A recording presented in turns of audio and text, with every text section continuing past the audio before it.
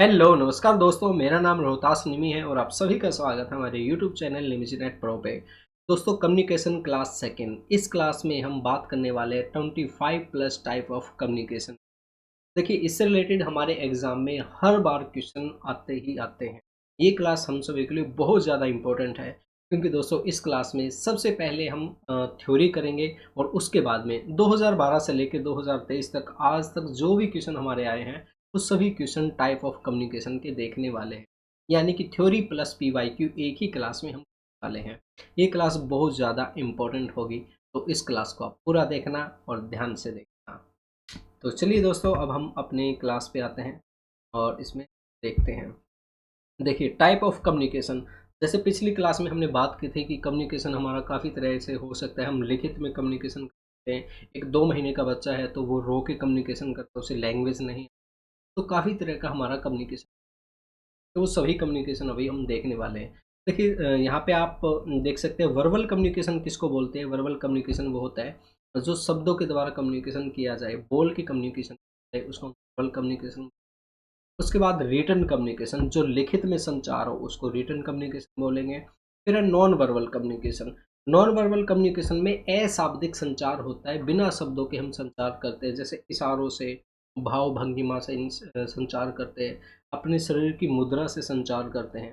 फिर है mass communication. Mass communication में क्या होता है कि एक साथ हम हजारों लाखों लोगों तक इंफॉर्मेशन भेजने का काम करते हैं, तो हम मास कम्युनिकेशन बोलेंगे। फिर है अपना विजुअल कम्युनिकेशन। विजुअल कम्युनिकेशन में जब हम किसी विजुअल्स को देख के, जैसे वीडियो है, किसी ग्राफ है, उसको देख के इन्फॉर्मेशन लेते तो उसको हम विजुअल कम्युनिकेशन बोलेंगे।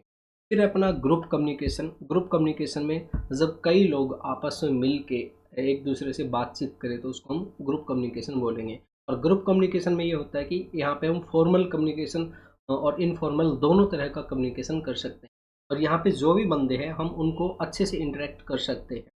और एक होता है कि जैसे मान के चलिए एक तरफ है 200 लोग हैं, 200 लोगों के साथ तो हम अच्छे से बातचीत नहीं कर सकते, लेकिन अगर हमारे पास 15 लोग हैं तो 15 लोगों के साथ हम अच्छे से बातचीत कर सकते हैं। तो ये कुछ टाइप है दोस्तों, और अभी हम इनसे रिलेटेड थोड़ा डिटेल में बात करते हैं। देखिए, कम्युनिकेशन मुख्य 6 प्रकार का माना गया है। लोगों की संख्या के आधार पर कम्युनिकेशन कितने तरह का है, हमारा 6 तरह का है। नंबर 1 पे है इंट्रापर्सनल, फिर है इंटरपर्सनल कम्युनिकेशन, और फिर है ट्रांसपर्सनल, फिर ग्रुप कम्युनिकेशन, फिर मास कम्युनिकेशन, और फिर पब्लिक कम्युनिकेशन। अभी हम इनके बारे में थोड़ा डिटेल से जानते हैं और मैं आपको बताऊंगा कि कौन सी चीज़ों को ध्यान में रखना ज़रूरी है हमारे। देखिए, टाइप ऑफ कम्युनिकेशन लोगों की संख्या के आधार पे। सबसे पहले हम बात करते हैं दोस्तों इंट्रापर्सनल कम्युनिकेशन। इंट्रापर्सनल कम्युनिकेशन क्या होता है, जहाँ पे व्यक्ति खुद से ही बात करे, तो उसको हम क्या बोलते हैं, इंट्रापर्सनल कम्युनिकेशन बोलते हैं। जैसे कई बार हम बैठ के सोचते हैं ना कि यार पिछली बार तो यूजीसी नेट जेआरएफ की कट ऑफ 50 गई, अब की बार 60, पता नहीं कितनी जाएगी, 55। जब हम अपने आप से ही बातचीत करें तो उसको हम इंट्रापर्सनल कम्युनिकेशन कहते हैं। और उसके बाद में एक और चीज़ मैं आपको बता देता हूँ, ये थोड़ा सा छोटा कर लेता हूँ इनको मैं जी। उसके बाद में हमारे पास इंटरपर्सनल कम्युनिकेशन। पर्सनल कम्युनिकेशन में क्या होता है, यहाँ पे 2 या 2 से अधिक लोग हो सकते हैं, 3-4 लोग इसमें हो।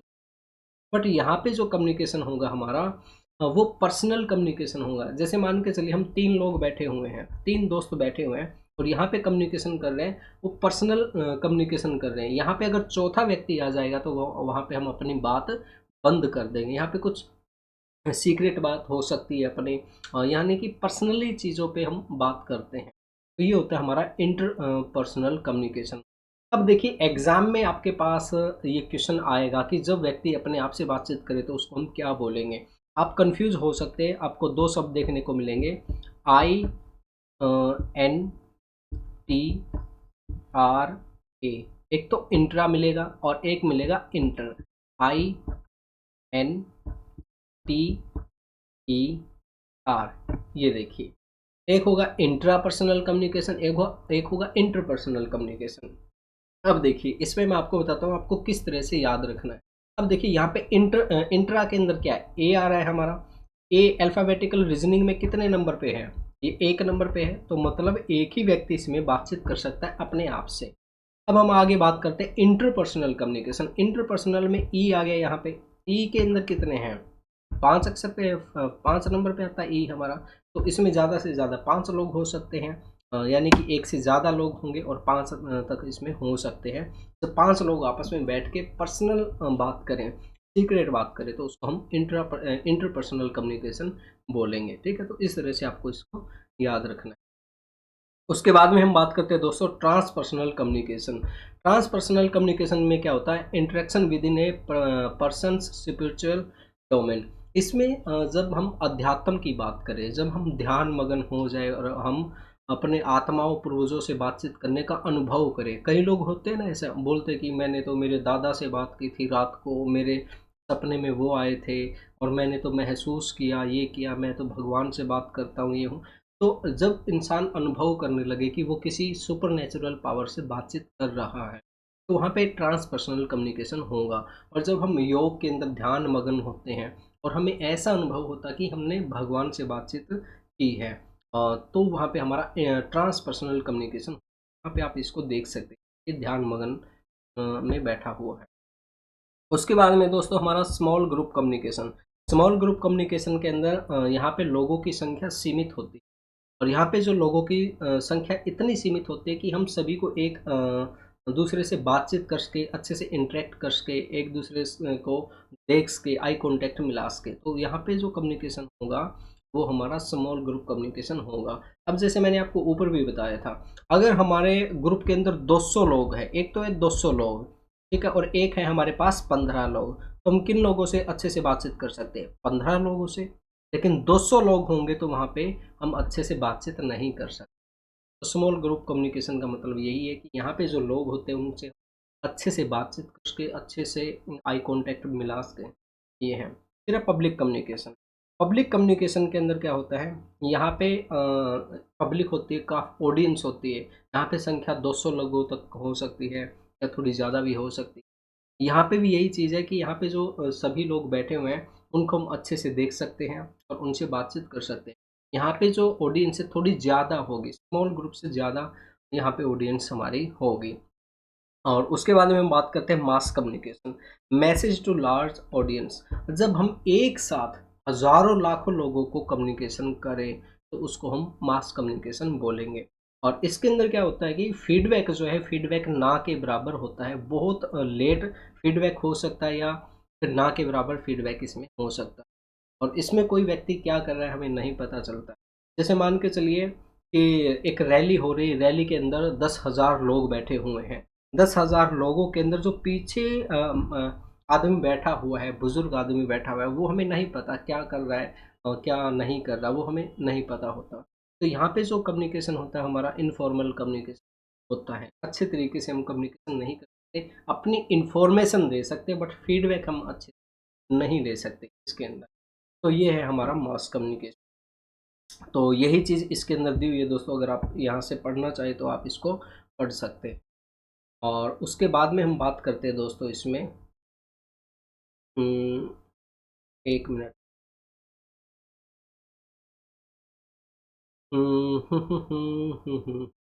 पीसी थोड़ा स्लो चल रहा है भाई, चलो कोई नहीं, कई बार हो जाता है। आ जा भाई आ जा। जी, ये चीज़ें आप पढ़ लेना दोस्तों कि मास कम्युनिकेशन करने का तरीका क्या हो सकता है, समाचार पत्र, रेडियो, टीवी, ये सारी चीज़ें, ठीक है। और उसके बाद में हम बात कर, देखिए उसके बाद में दोस्तों हमारे पास चैनल के आधार पे हमारा कम्युनिकेशन किस तरह का हो सकता है। चैनल के आधार पे कम्युनिकेशन हमारा 2 तरह का होता है, वर्बल कम्युनिकेशन और नॉन वर्बल कम्युनिकेशन। तो वर्बल कम्युनिकेशन के अंदर हमने बात की थी, वर्बल कम्युनिकेशन का मतलब है शाब्दिक संचार, शब्दों के द्वारा जो संचार किया जाता है उसको हम वर्बल कम्युनिकेशन बोलते हैं। और शब्दों के द्वारा संचार कैसे कर सकते हैं, एक तो मौखिक संचार कर सकते हैं, जैसे मैं बोल रहा हूँ, ये क्या शब्दों के द्वारा संचार हो रहा है, तो इसमें वार्तालाप हो सकती है, प्रेस कॉन्फ्रेंस, प्रदर्शन, भाषण, ये सारी चीज़ें इसमें हो सकती है। और दूसरा क्या है इसके अंदर, दूसरा है हमारा रिटन कम्युनिकेशन। अब देखिए जो हम रिटन कम्युनिकेशन कर रहे हैं तो वो भी तो शब्दों के द्वारा ही होता है ना। उसमें शब्द लिखते हैं, किसी को चिट्ठी लिखते हैं तो उसमें शब्दों का इस्तेमाल किया जाता है। तो वो होता है हमारा शाब्दिक कम्युनिकेशन होता है, वो भी हमारा वर्बल कम्युनिकेशन में ही आएगा। वर्बल का मतलब होता है शाब्दिक कम्युनिकेशन। जी। अच्छा, एक चीज़ और यहाँ पे काफ़ी इम्पोर्टेंट है दोस्तों, लिखित संचार हमारे लिए इम्पोर्टेंट क्यों है? देखिए, मौखिक संचार की तुलना में अधिक विश्वसनीय है। आज भी लिखित संचार को बहुत ज़्यादा विश्वसनीय माना जाता है। जैसे कि हम किसी यूनिवर्सिटी में जाते हैं, कहीं पे भी जाते हैं, तो वहाँ पे अगर हमें कोई चीज़ चाहिए या कुछ मतलब एप्लीकेशन लिखनी है, तो सर मतलब कुछ रिक्वेस्ट करनी है हमें, कोई साइन करवाना है, कुछ भी तो हमें वहाँ पे एप्लीकेशन लिखनी पड़ेगी, वो एविडेंस के लिए ज़रूरी होती है वहाँ पे। तो आज भी मौखिक संचार की तुलना में लिखित संचार पे बहुत ज़्यादा विश्वास किया जाता है। क्यों किया जाता है? भविष्य में इसको साक्ष्य के रूप में, as a proof, as a evidence हम इसको रख सकते हैं, लेकिन मौखिक संचार को हम एज ए एविडेंस नहीं रख सकते। तो इसलिए इस पे बहुत ज़्यादा विश्वास किया जाता है। यहाँ से अपना एक क्वेश्चन आया भी था एग्ज़ाम में। और उसके बाद में एक और जो चीज़ है आगे मैं आपको बता देता हूँ के अंदर। और 1 मिनट रुकिए, मैं थोड़ी सेटिंग कर लेता हूँ, प्रॉब्लम हो रही, रोलिंग को हम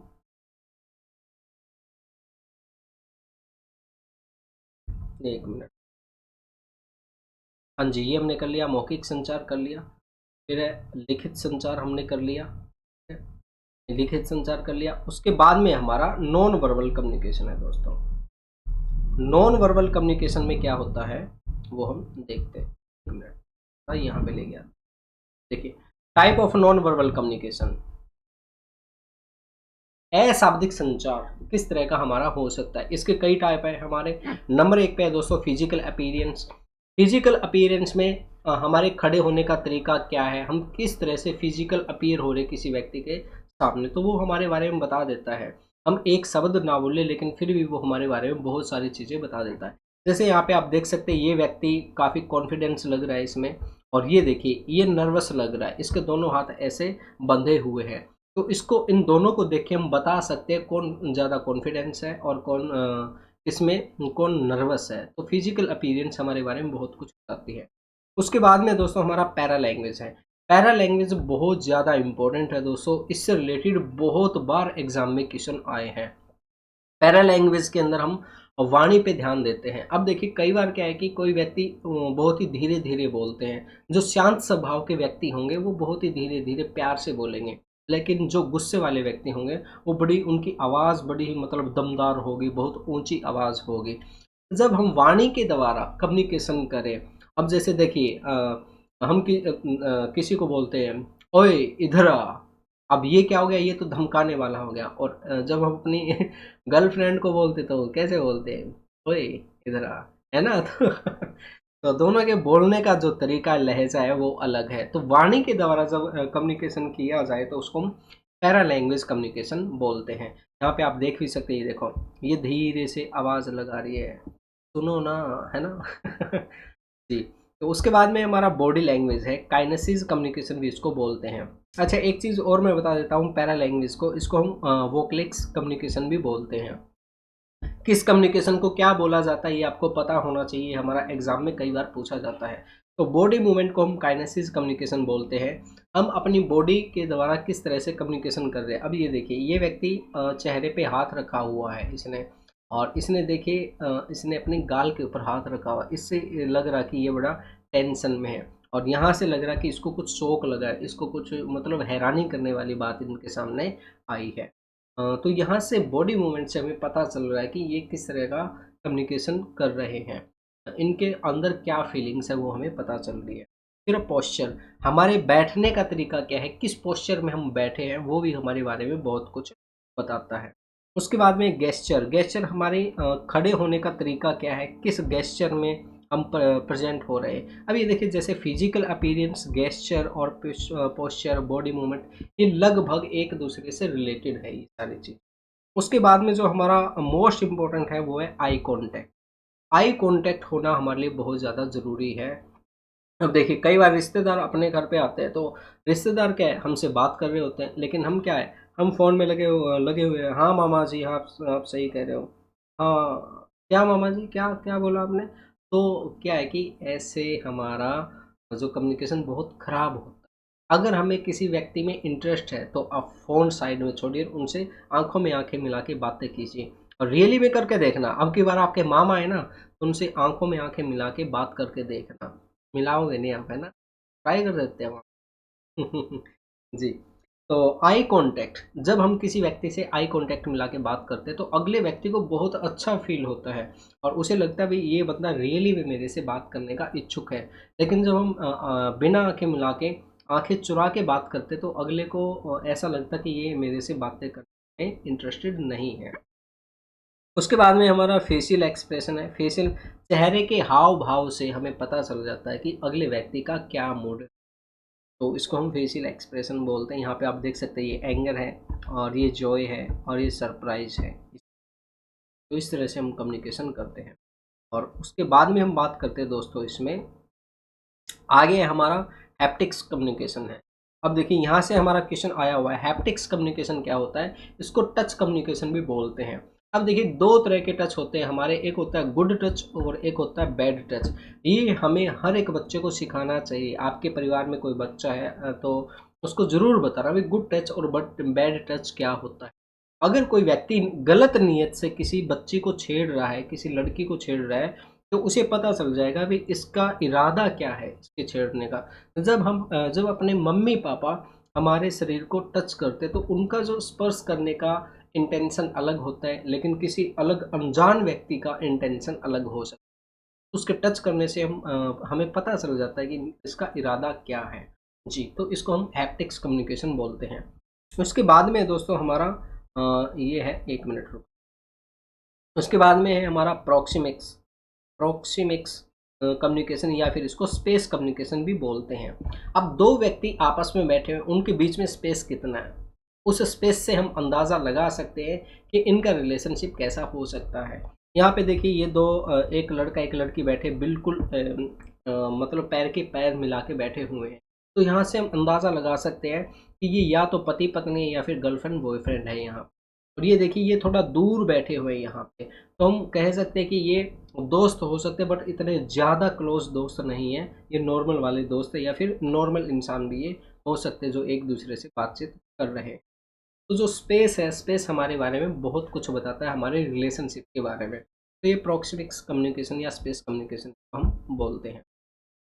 और उसके बाद में हम बात करते हैं दोस्तों, आगे हमारे पास 2 तरह की और कम्युनिकेशन है। एक है हमारा इसमें क्रोनमिक्स। क्रोनमिक्स टाइम के बारे में बताता है। और देखिए, जब हम मान के चलिए कोई हमारे पास दोस्त आए और हम जल्दी-जल्दी कोई काम कर रहे हैं और वो बोल रहा है भाई क्या बात हो गई? हम कह रहे हैं भाई एक बार रुक जा, मैं तेरे को नहीं बताऊँगा, बाद में बात करूँगा मैं तेरे। लेकिन हम जल्दी-जल्दी काम कर रहे हैं। अफ़रा-तफ़री मची हुई है, तो वहाँ से हमें क्या पता चलेगा कि ये इसको कोई ना कोई अर्जेंट काम है और हम उसको बोल रहे हैं, "भई मेरे को जल्दी निकलना है मेरे को और मेरे को इमरजेंसी।" तो यहाँ से हमें उसके सिचुएशन के बारे में हम अंदाज़ा लगा सकते हैं। तो जहाँ पे टाइम की बात आए, टाइम के ज़रिए कम्युनिकेशन करें, जल्दी-जल्दी कोई काम करें, तो वहाँ पे क्या होगा हमारा क्रोनोमिक्स कम्युनिकेशन। फिर है हमारा ऑल्फैक्टिक्स कम्युनिकेशन। ऑल्फैक्टिक कम्युनिकेशन गंध के ज़रिए, अगर हमें कोई खुशबू आ रही है किसी घर में से, हम गली से गुज़र रहे हैं और वहाँ उस घर में से बड़ी अच्छी खुशबू आ रही है, तो हमें क्या पता चलेगा? भई यहाँ पे आज कुछ न कुछ अच्छा प्रोग्राम है ना? कोई शादी-वादी है या कुछ न कुछ अच्छा प्रोग्राम है, इसलिए यहाँ पे अच्छी खुशबू आ रही है। अगर किसी घर में से बड़ी बदबू आ रही हो, तो हम सोचेंगे भई कुछ गलत हुआ है। तो एक जो गंध है, उसमें वो भी कम्युनिकेशन, वो भी हमें बहुत कुछ बताती है। जी। तो उसके बाद में हम करते हैं दोस्तों, ये देखो ये सारी चीज़ें यहाँ पे लिखी हुई है, आप इनको पढ़ना चाहें तो पढ़ सकते हैं। ये चीज़ें मैंने आपको समझा दी हैं। अच्छा, एक चीज़ और है इसके अंदर, वो और मैं आपको बताता हूँ। जो हमारा कम्युनिकेशन है, 1 मिनट, एक और कम्युनिकेशन है हमारा, वो है हमारा ऑर्गेनाइज़ेशनल कम्युनिकेशन। ऑर्गेनाइजेशन में हमारा कम्युनिकेशन किस तरह का होगा, किसी संस्था के अंदर हम किस तरह से कम्युनिकेशन करते हैं उसके बारे में हम बात करते हैं। इसमें से भी हमारे क्वेश्चन में एग्जाम में बहुत क्वेश्चन आए हुए हैं। देखिए, एक जो ऑर्गेनाइजेशन है उसमें हमारा फॉर्मल कम्युनिकेशन हो सकता है, इनफॉर्मल कम्युनिकेशन हो सकता है या फिर हमारा अपवर्ड, डाउनवर्ड, हॉरिजॉन्टल, डायगोनल और ग्रेप वाइन कम्युनिकेशन हो सकता है। तो इन सभी के बारे में हम जल्दी से बात करते हैं। उसके बाद में इनसे रिलेटेड आज तक जो भी क्वेश्चन आए वो सभी क्वेश्चन करने वाले हैं, ठीक है। तो बने रहिए हमारे साथ। देखिए, सबसे पहले हम बात करते हैं फॉर्मल कम्युनिकेशन। फॉर्मल कम्युनिकेशन के अंदर हम टू द पॉइंट बातें करते हैं। यहाँ पे कोई हंसी मजाक नहीं करते और फालतू की बातें नहीं करते, गॉसिप नहीं करते। यहाँ पे जैसे आप देख सकते हैं, एक कर्मचारी दूसरे कर्मचारी से यहाँ पे बातचीत कर रहा है, अपने संस्था की बात कर रहा है, उसको बढ़ाने की बात कर रहा है, काम काम की बातें कर रहा है, तो उसको हम क्या बोलेंगे, फॉर्मल कम्युनिकेशन बोलेंगे। और उसके बाद में आता है दोस्तों हमारा upward communication, downward communication, horizontal और डायगोनल। अब इसको समझने के लिए एक छोटी सी मैं आपको स्टोरी बताता हूँ, बहुत ही छोटी सी। अभी देखिए, ये कर्मचारी है, कर्मचारियों ने क्या महसूस किया कि हमारी सैलरी बढ़नी चाहिए, काफ़ी साल हो गए हमारी सैलरी नहीं बढ़ी है। तो इन्होंने क्या कहा, ये जो बात है अपने जो इनके ऊपर के जो है, ये क्लर्क है, मान के चलिए क्लर्क है, क्लर्क को इन्होंने कहा कि हमारी सैलरी नहीं बढ़ी है, कृपया आप हमारी सैलरी बढ़ाइए और ये बात ऊपर तक पहुंचाइए हमारी सैलरी की।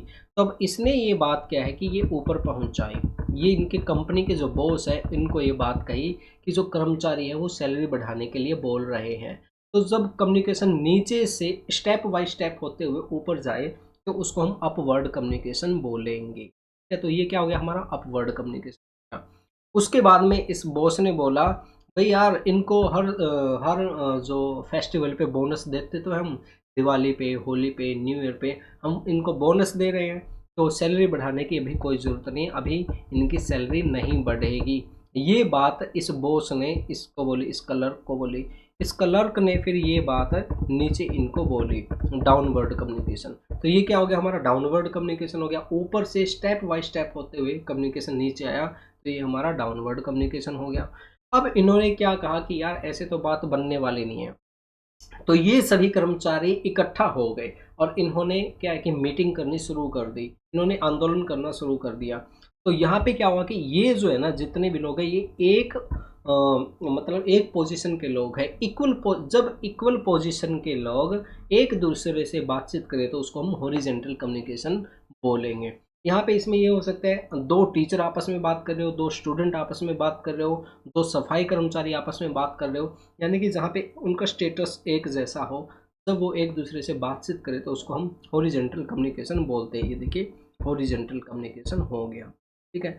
अब आगे आता है हमारा डायगोनल कम्युनिकेशन। अब क्या हुआ कि इनकी भनक इस बॉस को लग गई कि यार वो तो ना आंदोलन करने वाले हैं भाई, अब स्ट्राइक पे जाएंगे सारे के सारे कर्मचारी, और अगर स्ट्राइक पे चले गए तो हमारी कंपनी का काम जो है वो रुक जाएगा। अब इसने सोचा कि यार मैं पहले क्लर्क को बताऊंगा, क्लर्क उनको बताएंगे, वो मेरे को बताएंगे, फिर ये तो यार बहुत दिनों पे बात चली जाएगी। तो ऐसा करता हूँ, बीच का जो सिस्टम है ना, ये बीच का सिस्टम हटा ही देता हूँ, मैं सीधा डायरेक्ट ही बात कर लेता हूँ, जो कर्मचारियों से सीधा डायरेक्ट बात करता हूँ। तो अभी जो बॉस है ना, बॉस ने क्लर्क को बीच में हटा दिया और डायरेक्ट कर्मचारियों से बात करनी शुरू कर दी। भाई बताओ भाई, आपकी समस्या क्या है। भाई चलो कोई नहीं, आपकी अब की बार हम बढ़ा देते हैं, आपकी सैलरी थोड़ी सी बढ़ा देते हैं। अब इन्होंने डायरेक्टली इनसे बात करनी शुरू कर दी, बीच का जो सिस्टम है वो बाईपास कर दिया, उसको हटा दिया। तो इसको हम क्या बोलेंगे, डायगोनल कम्युनिकेशन बोलेंगे, ठीक है। तो ये क्या हो गया हमारा, डायगोनल कम्युनिकेशन। तो मैं उम्मीद करता हूँ ये चीज़ें आपको समझ में आ गई होगी। Formal communication, upward, downward, horizontal और डायगोनल कम्युनिकेशन, ठीक है। और वर्टिकल कम्युनिकेशन किसको बोलते हैं, वर्टिकल कम्युनिकेशन में दोनों चीज़ें होती है। ये देखिए, वर्टिकल क्या होता है, वी होता है वर्टिकल में, वी। तो इसमें क्या होता है, ऊपर से नीचे कम्युनिकेशन और नीचे से ऊपर कम्युनिकेशन, तो इसको हम क्या बोलेंगे, वर्टिकल कम्युनिकेशन। अब है हमारा इनफॉर्मल कम्युनिकेशन है। इनफॉर्मल कम्युनिकेशन में क्या होता है, जब दो दोस्त आपस में बातचीत कर रहे हैं, हंसी मजाक कर रहे हैं, एक दूसरे को गालियां निकाल रहे हैं, एक दूसरे की खिंचाई कर रहे हैं, एक दूसरे पे गुस्सा कर रहे हैं, तो वो क्या होगा, हमारा इनफॉर्मल कम्युनिकेशन होगा। और इनफॉर्मल कम्युनिकेशन में एक टाइप होता है हमारा grep wine communication. Grep wine communication को हम चुगली वाला कम्युनिकेशन भी कह सकते हैं, गप्पेबाजी वाला कम्युनिकेशन भी कह सकते हैं। यहाँ पे एक दूसरे की हम हम बुराई भी कर सकते हैं, एक दूसरे की मजाक भी कर सकते हैं, खिंचाई कर सकते हैं। तो यहाँ पे आप देख सकते हैं, ये देखो, तीन दोस्त यहाँ पे एक दूसरे की मतलब कुछ बात शेयर कर रहे हैं और ये लड़की इनकी बातें सुन रही है ना, तो ये चुगली कर रहे हैं। इसको हम ग्रेप वाइन कम्युनिकेशन बोलते हैं। और ग्रेप वाइन कम्युनिकेशन में एक और चीज़ ये होती है, ग्रेप वाइन का मतलब क्या है, अंगूर लता संचार इसको हम बोलते हैं। अंगूर का गुच्छा हमारा कैसे होता है, ऐसे होता है हमारा अंगूर का गुच्छा, ठीक है। ये हो गया, ये हो गया, फिर और फिर जैसे ये हो गया, ये हो गया। तो इसके अंदर क्या होता है कि जो हमारा कम्युनिकेशन है वो कहाँ से शुरू हुआ है, कहाँ ख़त्म होगा, इसका कोई पता नहीं। अब गाँव के अंदर कई बार अफ़वाह फैल जाती है किसी लड़के को लेके, लोग वो लड़का तो उस लड़की के चक्कर में है, उसने तो ये कर दिया, वो कर दिया, है ना? तो बात का बतंगड़ बनना, जिसको हम बोलते हैं ना बात का बतंगड़ बनना, तो उसको हम ग्रेप वाइन कम्युनिकेशन बोलते हैं। जी, तो दोस्तों ये हमारे कुछ इम्पोर्टेंट कम्युनिकेशन के टाइप्स हैं। मैं उम्मीद करता हूँ आपको ये चीज़ें समझ में आई होंगी। जी, तो अभी हम इससे रिलेटेड कुछ क्वेश्चन करें भाई? Are you ready? क्या आप तैयार हैं? तो चलिए देखते हैं आप लोगों ने कितना कुछ सीखा है या नहीं सीखा है। अभी हम इससे रिलेटेड कुछ क्वेश्चन देखते हैं। देखिए, सबसे पहला क्वेश्चन है दोस्तों, converging with the spirits and ancestor is from age. आत्मा और पूर्वजों से बातचीत करने को क्या कहते हैं? हम करके आए थे ना, तो इसका राइट आंसर क्या है दोस्तों? ऑप्शन ए, ट्रांसपर्सनल कम्युनिकेशन उसको हम बोलेंगे, जब हम आत्मा और पूर्वजों से बातचीत करने का अनुभव करें। जी, तो उसके बाद में हम अगला कम्युनिकेशन करते हैं। Organizational communication can also be equated with. Organizational communication हमारा कैसा होता है? इसको हम बोलेंगे इंट्रापर्सनल। इंट्रापर्सनल में क्या होता है, जो व्यक्ति, ये देखिए इंट्रा में क्या गया, ए आ गया। ए कितने नंबर पे होता है? एक नंबर पे, तो इसमें एक ही आदमी होगा।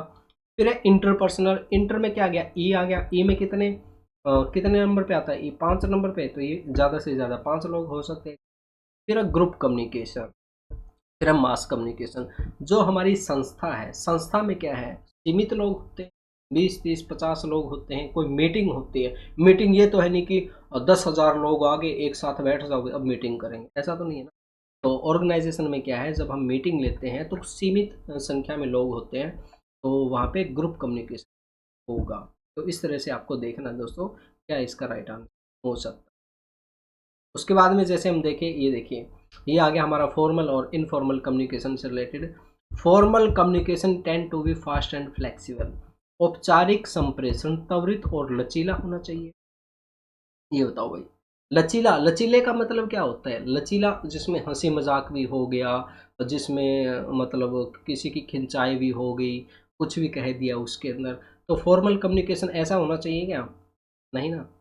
फॉर्मल कम्युनिकेशन ऐसा नहीं होगा। फॉर्मल कम्युनिकेशन कैसा होगा, उसमें हम सिस्टमैटिक वे में कम्युनिकेशन करें, एक मर्यादा में रह के कम्युनिकेशन करें, और जो हमारे टू द पॉइंट हम कम्युनिकेशन करें, जो काम की बातें वही इसमें करेंगे। ये फ्लेक्सिबल नहीं होगा। तो इसका राइट आंसर देखिए, A is false but R is correct. R correct कैसे है? Formal communication is a systematic and orderly follow of information. Formal communication क्या है, सिस्टम से किया जाता है इसमें, और फालतू चीज़ें इसमें नहीं हो। तो ये इसका राइट आंसर। और उसके बाद में हम बात करते हैं दोस्तों, ये देखिए, the term grape wine is also known as. Grape wine communication को हम क्या बोलते हैं? चुगली वाले कम्युनिकेशन को क्या बोलते हैं? अफवाह जहाँ पे फैलती है, बात का बतंगड़ जहाँ पे बनता है, उसको क्या बोलेंगे हम? डाउनवर्ड, अपवर्ड, हॉरिजेंटल और इनफॉर्मल। तो इसका राइट आंसर क्या होगा? इनफॉर्मल कम्युनिकेशन को बोलेंगे। तो इस तरह से आप बिल्कुल आसानी से आंसर दे सकते हैं भाई। काफ़ी क्वेश्चन हैं हमारे, ये देखें, attitude, action and appearance in the context of classroom communication are considered. तो उसको हम क्या बोलेंगे? जहाँ पे एटीट्यूड की बात हो, जहाँ पे एक्शंस की बात हो, अपीयरेंस की बात हो, वहाँ पे किस तरह का कम्युनिकेशन होगा हमारा? Verbal communication. वर्बल क्या होता है? शाब्दिक संचार बोलते हैं, तो ये तो होगा नहीं। फिर क्या होगा? नॉन वर्बल कम्युनिकेशन, ये इसका राइट आंसर। तो non verbal communication right answer हो जाएगा। तो इस तरह से आप आंसर कर सकते हैं भाई। अब देखिए, इसमें ये क्वेश्चन काफ़ी इंपॉर्टेंट है। Imagine you are working in a educational institute where peoples are of equal status. ये देखो, equal status, which method of communication is best suited and normally employed in such a context. जहाँ पे equal level के लोग हो, equal status के लोग हो, और वो आपस में कम्युनिकेशन कर रहे हैं, तो वहाँ पे हमारा किस तरह का कम्युनिकेशन होगा? मैंने बताया था ना आपको, वहाँ पे क्या होगा हमारा? हॉरिजेंटल कम्युनिकेशन होगा। ठीक है, वहाँ पे क्या होगा हॉरिजेंटल। और वर्टिकल किसको बोलते हैं, वर्टिकल मैंने बताया था वर्टिकल में भी आता है, तो इसमें ऊपर से नीचे, नीचे से ऊपर, ये हो गया हमारा वर्टिकल कम्युनिकेशन। हॉरिजेंटल में ये होता है दो दो इक्वल लेवल के हैं ये लोग, और इनमें कम्युनिकेशन हमारा हॉरिजेंटल कम्युनिकेशन। ठीक है, तो इस तरह से आप क्वेश्चन कर सकते हैं भाई। आगे है हमारा, ये देखिए काफ़ी इंपॉर्टेंट है, figure out component of non verbal communication. Non verbal communication में क्या क्या आता है वो हमें बताना है। तो देखिए ऑप्शन नंबर 4 है फेशियल एक्सप्रेशन, काइनेसिस और पर्सनल स्पेस। तो इस तरह से हम बिल्कुल आसानी से आंसर कर सकते हैं। इसमें बहुत से क्वेश्चन है भाई करने को, सभी क्वेश्चन एक क्लास में कर पाना बहुत ज़्यादा मुश्किल है। अच्छा, एक और जो बहुत ज़्यादा इम्पोर्टेंट है हमारे लिए, ये देखो, विच of the following para language communication. Para language में किस तरह का कम्युनिकेशन होता है। पैरा लैंग्वेज में बताया था ना मैंने, जहाँ पे वाणी, वाणी के जरिए जब हम कम्युनिकेशन करें, वाणी के उतार चढ़ाव से जब हम कम्युनिकेशन करें, तो उसको हम पैरा लैंग्वेज कम्युनिकेशन बोलते हैं। तो इसका राइट आंसर दोस्तों ऑप्शन सी है। सी में क्या है, ए डी ई। इसमें ए डी ई देखिए, पिच ऑफ द वॉइस, ध्वनि का उतार चढ़ाव, ये आ गया ना, ध्वनि का उतार चढ़ाव। ठीक है, यूज ऑफ पॉजेज, विराम का प्रयोग करना। अब जैसे बोलते समय कहाँ पे हम रुक रहे हैं, कहाँ पे हम तेज बोल रहे हैं, कहाँ पे हम स्लो बोल रहे हैं, ये हो गया। फिर है rate and volume of speech, वाणी की दर और प्रबलता, कितना ऊंचा हम बोल रहे हैं, कितना चीख के हम बोल रहे हैं। अगर चीख के बोलेंगे तो क्या होगा, पता चल जाए ये व्यक्ति बहुत गुस्से में है, कुछ भी कर देगा ये। तो यहाँ से हमारा पता चलेगा कि ये पैरा लैंग्वेज। तो इस तरह से दोस्तों बहुत क्वेश्चन इसमें है भाई, ये सभी क्वेश्चन एक क्लास में कर पाना हमारे लिए थोड़ा सा मुश्किल हो सकता है। तो अगर आप ये सभी क्वेश्चन करना चाहें तो दोस्तों आप हमारी ये पीडीएफ ले सकते हैं। स्टडी नोट्स और क्वेश्चन पेपर आपको मिल जाएंगे हमारी ऐप निमिज नेट पे, और आप हमारा कोर्स भी बाय कर सकते हैं बहुत ही कम रेट में हमारा कोर्स है। ये देखिए पैरा लैंग्वेज का फिर आ गया हमारा। पैरा लैंग्वेज में किस पे ध्यान दिया जाता है, वॉइस, इम्फासिस एंड इम्प्रेशन, स्वर बल और प्रभाव पे ध्यान दिया जाता है।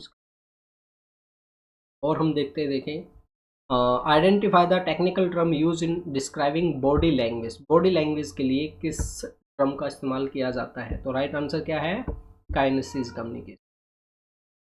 दोस्तों आप देख सकते हैं किस तरह से हमारे एग्जाम में क्वेश्चन आ रहे हैं। तो ये देखिए हैप्टिक्स भी किया था ना, हैप्टिक कम्युनिकेशन किसको बोला जाता है, कमेंट बॉक्स में आंसर दीजिए, मैं देख रहा हूँ कौन इसका आंसर देगा। हैप्टिक कम्युनिकेशन किसको बोला जाता है जी। तो अभी मैं आपको कुछ क्वेश्चन दिखाता हूँ जो हमारे 2023 एग्जाम में आए हैं। देखिए ये आ गया हमारा, ये देखिए, which of the following are common classification of communication. Communication के कौन से टाइप्स है वो हमें बताना है। ऑप्शन 3